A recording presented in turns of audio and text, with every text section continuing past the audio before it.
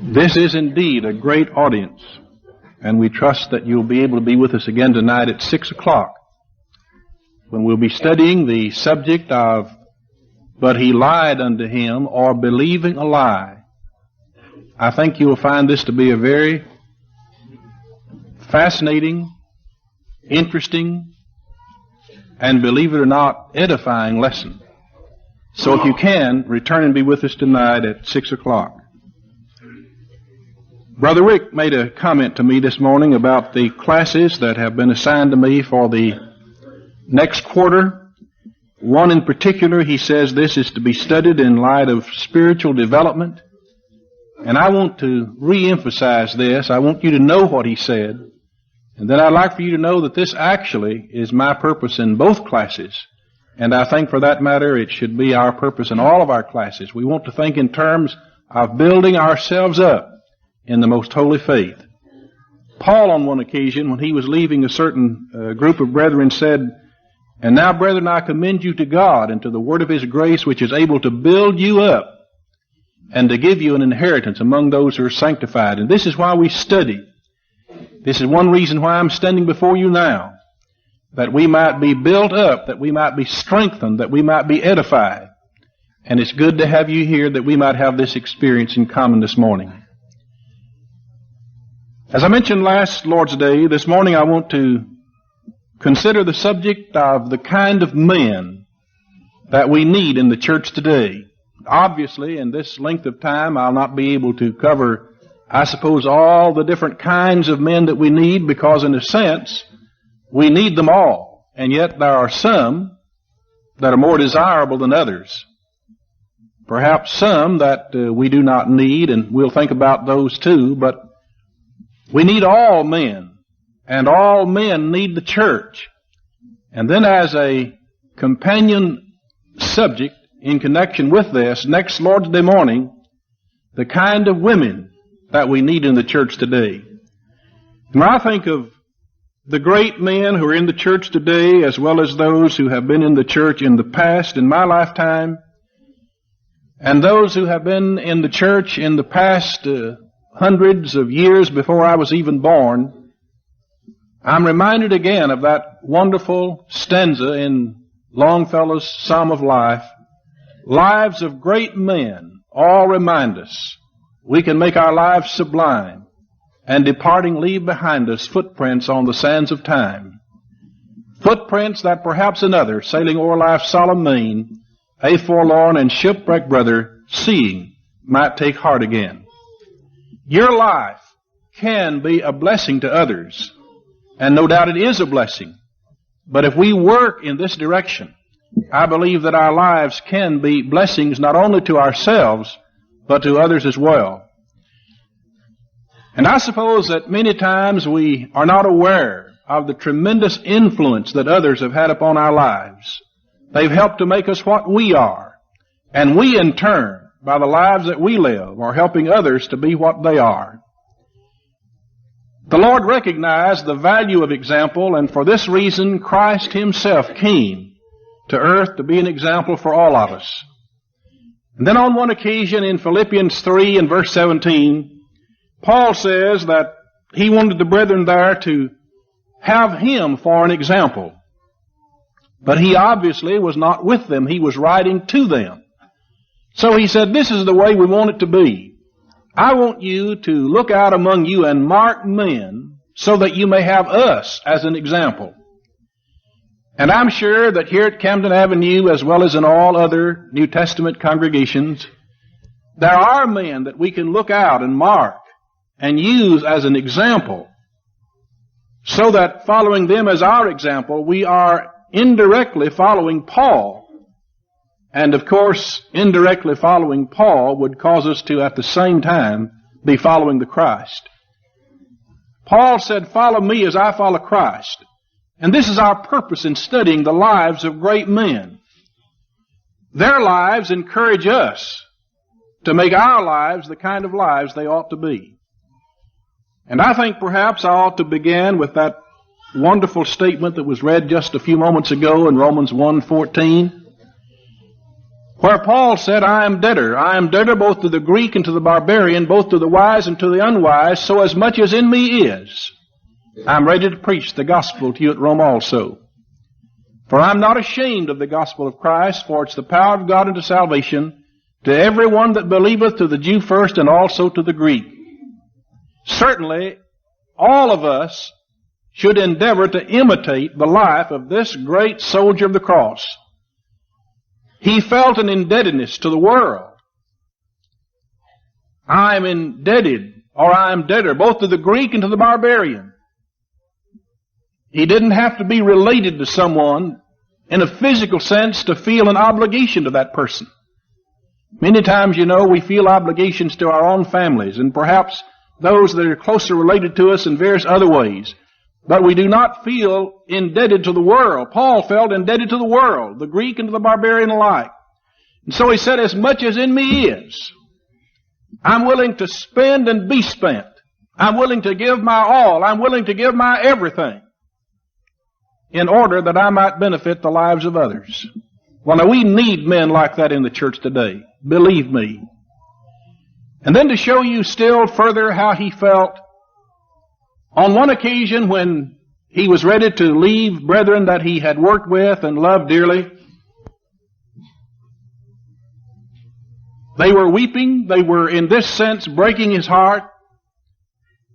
And he said, why do you weep and break mine heart? For I'm not only ready to go into Jerusalem and there be bound for the Lord, I'm willing to go and die for him if necessary.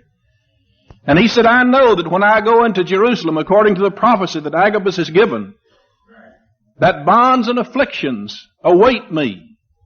But he said, none of these things move me. It's my purpose to finish my course with joy. And when the sunshine of his life was setting in the west, he was writing that last letter that he ever wrote to Timothy, his beloved son in the gospel, he said, I am now ready to be offered, and the time of my departure is at hand. I have fought a good fight. I have finished my course. I have kept the faith. I like that disposition on the part of Paul that is expressed in these words, none of these things move me. We need men like that in the church today. I realize that we can be disappointed, and we can experience heartache, and we can feel that people have betrayed us. There are any number of things that we might experience as Christians, but none of these things should move us. I don't know whether I've mentioned this to you before or not, but if I have, it ought to be repeated. I picked up a paper some 3 or 4 years ago while I was there in Freed-Hardeman College. I wasn't really studying about anything. I was actually waiting for my wife to get ready to go home. And I was just spending my time by browsing through some material. This was one of the older papers, one of our older papers. And as I glanced through this paper, I saw several pictures of several men. Great men, men whose name was known throughout the brotherhood, or whose names were known throughout the brotherhood. And it occurred to me as I looked at these pictures that there were at least 3 who had completely dropped from the scene. One completely turned his back upon the church. Another had lost interest in the ministry and had left the ministry. And another had also failed miserably in living the Christian life and setting a proper example. And I thought to myself, what happened to these men? But at the same time, even though I did not know these men personally, in the sense of associating with them, within me there was a crushed feeling. Men that I had admired, men that I had esteemed, men that I had loved. What caused them to do this? I do not know. I have no answer. But wouldn't it have been wonderful had they manifested this same disposition Paul manifested? Even though brethren may betray me, even though brethren may turn their backs upon me, Regardless of what might happen, these things, none of these things move me. And they would have still been great soldiers of the cross. But they're not today. And you know, this is disappointing when you go back through some of our papers and you see men who all they had to do was simply speak a word and the church would listen. But today, they simply have no interest in the church. This is disappointing. And this is why we need men like Paul. Paul would not allow those things to hinder him. He had a work to do. He had a goal to reach. He had a life to live.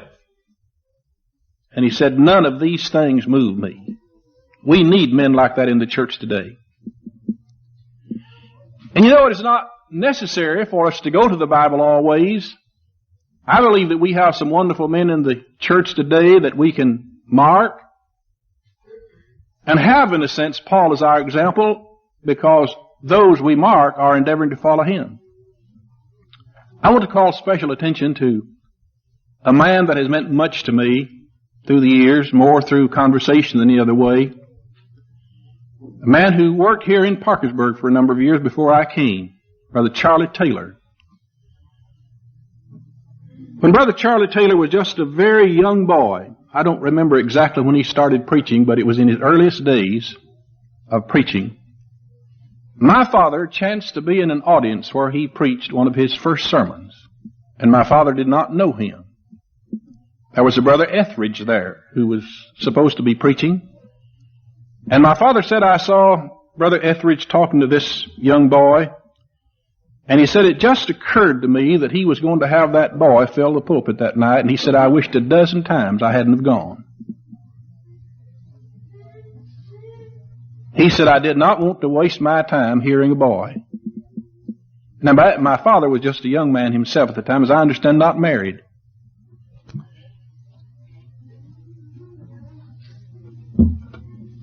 But he said when Brother Charlie, just a boy, actually I think about 14, stepped in the pulpit, he said it wasn't just a moment that I realized I had made a serious mistake. And I've heard of Charlie Taylor all my life. My father, to use an old worn-out statement, just simply thought the sun rose and set in Brother Charlie Taylor. Well, obviously it wasn't difficult for Brother Taylor to have a tremendous influence upon me when I was in his company. That's to give you something about his early days. And then I was with him not too long before he passed away, maybe a year or so. And he was an older man then, of course, and he said, you know, Brother Oliver, I want to live so that people will remember me as that sweet old man. Isn't that a wonderful attitude for a person to have? You know, when we get old and someone tells us you can't do that anymore, we've been doing that all of our lives, we've been minding our own business, and someone says you can't do that, that's hard to take. And we want to snap back. And the first thing you know, we have become a disgruntled person and we become sour on the world. Well, Brother Charlie Taylor said, I don't want to do that. I want people to remember me as that sweet old man. We need people like that in the church today. People easy to get along with. People who have strong faith. I don't know of a man that had stronger faith than Brother Charlie Taylor. And I say that to say this, that we have people in the church like this. We have people right here in Camden Avenue that you and I could do well to mark them and follow them so as to have Paul as an example, because that's what they are. They're leading us in that way. I believe this. We need men like this in the church. Then we need men like Abel. Even though Abel was not in the church, it's that kind of man that we need in the church. He would have been in the church had he lived during the church period. The record says, by faith Abel offered unto God a more excellent sacrifice than Cain. Abel was not willing simply to offer sacrifices to God. He saw to it that he did offer sacrifices to God. He saw to it that he served God that God had His rightful place in his life, but it wasn't a matter of simply giving to God the best that I have. It's a matter of giving to God the best that I can of that which He requires. And so Abel, in addition to worshiping God, to sacrificing to God, he saw to it that he sacrificed was actually what God required, what God wanted. He wanted to serve God, he wanted to worship God, but he wanted to worship God according to the Lord's will and not according to his own will. We need men like that in the church today. Men who say, now, what does the Lord say about this? It's not sufficient for us to simply worship Him. It's not sufficient for us to simply serve Him. Cain did that. And you know, it took me years and years to realize that Cain offered to God an excellent sacrifice. But that's implied in the statement. Abel offered unto God a more excellent sacrifice than Cain. Well, that means Cain's was excellent. Here's a man who offered to God an excellent sacrifice, and yet it was rejected. Why? Because it wasn't what God had asked for. You see, we want not only to worship God, but we want to worship God in the way that God has said He is to be worshiped. Not our will, but His will be done. There are thousands of people worshiping God today, but not necessarily the way God has ordained it. You see, we want to go that one step further. We want to be like Abel. That's the kind of men we need in the church. And then there's impetuous Peter, always first to speak, always first to act. We need that kind of men. We need those men who are slower in action, but we need those men who are quick to act. I worked with two men one time, both elders, and sometimes it created just a little problem, but it was such a wonderful thing, it balanced the thing out. One man, for instance, in getting answers to various problems, wanted to write a letter. The other man wanted to make a phone call. He didn't want to wait 2 or 3 days. He said, let's find out now. The other man said, no, let's write a letter. Well, that struck a balance. It was wonderful to have these two men working together. Sometimes a strain upon them because they didn't think alike. But it was good for the church. We need men like that. Men who are quick to act and then men who are slower to act. I'm thinking of a man now who very seldom said much of anything as the conversation opened and as it progressed for a time. But when he did speak, everyone in the meeting listened because they knew that he had thought the subject well. We need this. We need this kind of man. And then there's Barnabas. Good old Barnabas. You know, he was an exhorter. And when Paul came into Jerusalem and tried to identify himself with the disciples, they were afraid of him. It took Barnabas, that wonderful, must have been most optimistic man, to say, why, Paul, you come on with me and I'll introduce you. I'll get you acquainted with these brethren and they'll accept you. And they did. We need men who exhort, men who can say a few words and build us up. We need that kind of men in the church. Now there are some, obviously, we do not need. We do not need men like Demas. He forsook the whole thing, just left it. That's like some of those men I spoke of in the very beginning. We don't need men like this. There's John Mark. Certainly he was a great man, turned out to be a wonderful man in the church, but he made a serious mistake on that first missionary tour. He got about halfway through and then turned around and went home. That was a disappointment. And no doubt this is one reason why Paul and Barnabas later on divided in company. That is, one went one way and one another, because Barnabas insisted that his nephew go along with them the second time, and Paul said, I'm not going to have anything to do with it. But to show that a proper spirit later existed, Paul said, send John Mark, because he's profitable to me. And so John Mark must have made corrections wherever he made failures in the beginning. But we need this kind of men, that is, all kinds of men, that are trying to serve the Lord in a proper way. Then I think of Nathaniel. You know, the Lord spoke of Nathaniel. He said, Nathaniel is a man in whom there is no guile. There's no deceit. There's no corruption. Whatever you see when you meet Nathaniel, that's what you would see if you could look on the inside. No hypocrisy about him. We need men like that in the church today. Men whose word is their bond.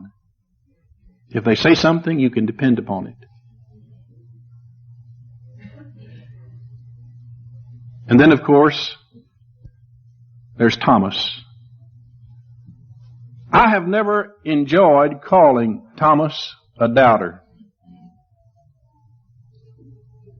I have always liked to think of him as a scientific investigator.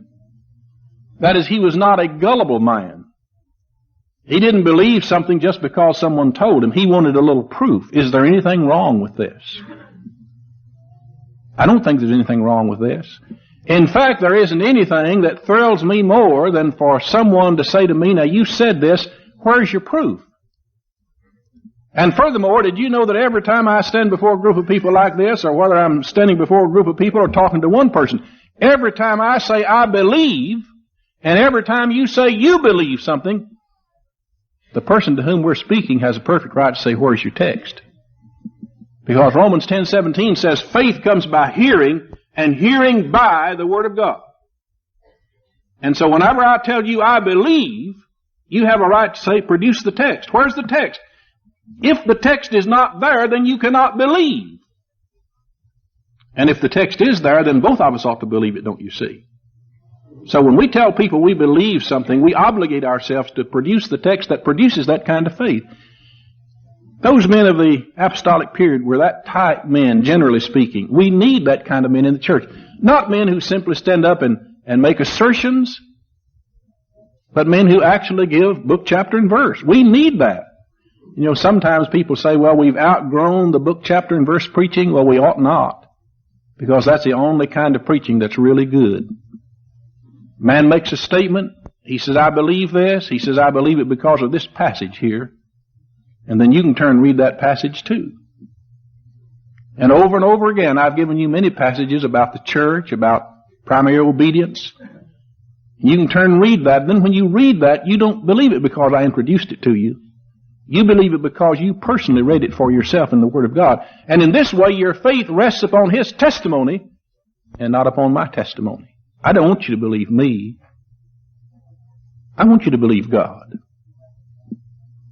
And this means that when some assertion is made and some text is given, that you have an obligation to read that text and see if the text actually teaches what I affirm that it does. There's more involved in preaching and there's more involved in believing than simply hearing and accepting. And I think that this was very vividly portrayed by any number of men in the apostolic period. Paul, for instance, as great as he was, did not hesitate to have people and did not discourage people in searching the Scriptures to see whether or not the things that he said were true. There's an inspired apostle. And we need men like that, men who will encourage us to study the Word and let their faith rest in the Word and not simply in the preacher's testimony. I have a book in my library and it makes this statement about the man. It says this man is believed by his congregation more because he says it than because of a passage that he produces to prove it. Now when you reach that point, you have too much confidence in the man. You're thinking of the man above that which is written. And never should you put that much confidence in a man regardless of who the man is. The man who is thinking right will encourage you to search the Scriptures daily to see whether or not these things are so. And then there's John. John, an affectionate disciple. Isn't it strange? We think of Paul as the philosophically minded person. We think of Peter as that impetuous type person. We think of Thomas as the doubter. As I say, the scientific investigator. He wanted proof. But when Jesus came into his presence, there was no possibility of his denying it then, no possibility of his questioning. My Lord and my God. He accepted the testimony. And there he is. And then there's John, the affectionate disciple. We need men like this in the church. And when I think of John, I also think of Abraham. We need men like Abraham, though Abraham lived before the church age. We need men like Abraham in the church because He was easy to get along with. And he said to his nephew Lot, now if you want to go to the right, then I'll go to the left. If you want to go to the left, I'll go to the right. If you want to go straight ahead, then I'll turn and go the opposite way. Or if you want to go straight in the opposite direction, I'll go straight ahead. You just select what you want, and I'll go in the opposite direction. That's a wonderful attitude. Hard to get men to live like this sometimes, but that's the type of men we need in the church. And certainly we need men to stand up for that which is right. We cannot compromise. That would be wrong. But even in a non-compromising position, we can manifest kindness. We can manifest charity. So just think of some of the men that God has expressly revealed to us, and I think for a purpose, and then try to imitate them in their more excellent characteristics. Think of all the apostles for that matter. But there is Paul and Peter, John and Thomas. And then there's Barnabas, who incidentally was an apostle of the church. He wasn't one of the 12 apostles. But he was a wonderful man. This is one reason why in studying the Bible it's good sometimes to study characters. We can learn so much about men. And in learning about men, we can apply it to our own lives. And you notice that we're talking all together about men this morning. We're not mentioning the women, because that's held in reserve for next Sunday. And I might suggest this to all of you, and especially the women. But I'd like for all of you to read, to meditate, try to analyze the 31st chapter of Proverbs.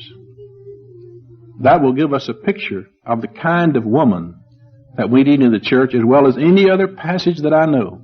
And we'll be talking about that. And then there is another person who comes to my mind. And I want to think of him as a man. He's male. But that's about the only way he was a man, I suppose, except in his desire to serve the Lord. He was truly a man. And yet he was just a little boy. And his name was Samuel. We need boys in the church. And we need men in the church, like Samuel was, who lived before the church age, understand. There's a rather interesting story connected with the whole life of Samuel. Even before he was born, his mother poured out her heart's desire to God for a son. Just give me a son. And in process of time, a little boy was born. She had vowed, if the Lord will only give me a son, I'll give him to the Lord all of his life. You know, we need parents like that today. Parents who are going to give their children to the Lord all the days of their lives. Well, from the time he was weaned, he was in the presence of the priest and brought up in the house of the Lord in this manner. And when he grew up to pretty good size, just a little boy, however, young boy, he went to bed one night, and before he went to sleep,